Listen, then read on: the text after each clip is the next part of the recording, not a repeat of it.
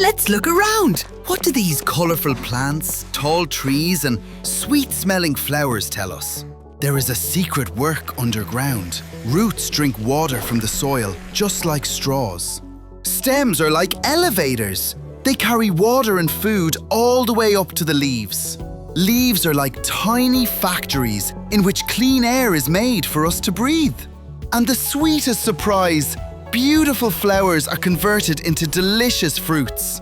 Now, let's compare this real flower with this plastic toy. Which one looks alive? A real plant is designed to grow when it gets water, but a plastic flower never grows or changes.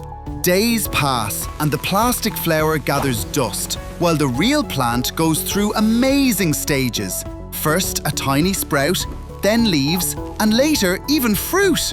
The plastic flower has no smell, but the real flower smells wonderful. Who gave it that scent? Look at this tiny seed. How can the plan for a huge tree be hidden inside it? Does the seed have a brain? People make plastic flowers in factories, but who makes and paints the beautiful leaves of the real flower? Does the sun know the plant needs light? Or is there someone guiding both the sun and the plant?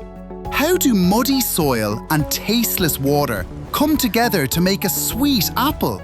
Sun, water, and soil. There must be an infinite power who brings them together to create an apple.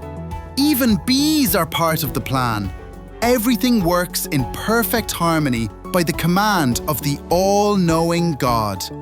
He is Al-Khaliq, who creates, Al-Musawwir, who decorates, and Ar-Razzaq, who feeds us with these fruits. Plants cannot make themselves. They are extremely valuable gifts sent to us by our Lord.